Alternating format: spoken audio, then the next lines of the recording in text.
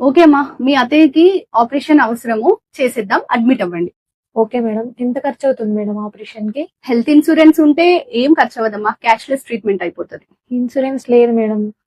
ఓ okay, మీకు car ఉందమ్మా? ఉంది మేడం. ఇన్సూరెన్స్ ఉందా దానికి? ఉంది మేడం. బైక్లు ఎన్ని ఉన్నాయమ్మా? 2 ఉన్నాయి మేడం. రెండిటికి ఇన్సూరెన్సెస్ ఉన్నాయి. మీ ఇంటికి కూడా ఇన్సూరెన్స్ ఉంది కదమ్మా? ఉంది మేడం. ఇంటికి, బైక్ కి, కార్ కి, అన్ని నాన్ లివింగ్ థింగ్స్ కి, ప్రాణాలు లేని వాటికి కూడా ఇన్సూరెన్స్ తీసుకుంటున్నాం. బట్ మన ప్రాణానికి మాత్రం ఇన్సూరెన్స్ తీసుకోవడానికి ఆలోచిస్తున్నాం. అండ్ హెల్త్ ఇన్సూరెన్స్ వల్ల వచ్చే బెనిఫిట్స్ నేను మీకు ఎక్స్ప్లెయిన్ చేస్తాను. ఒకటి, ఎమర్జెన్సీస్ లో మనం డబ్బులు రెడీ చేసుకునే లోపల, లేదా అసలు డబ్బులు కూడా అవసరం లేకుండా క్యాష్లెస్ ట్రీట్మెంట్ అయిపోతుంది. రెండోది, ట్యాక్స్ బెనిఫిట్స్ కూడా వస్తాయి.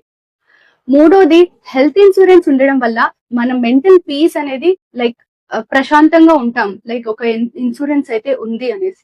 నాలుగోది, క్వాలిటీ హెల్త్ కేర్ సర్వీసెస్ కి ఈజీ యాక్సెస్ ఉంటుంది.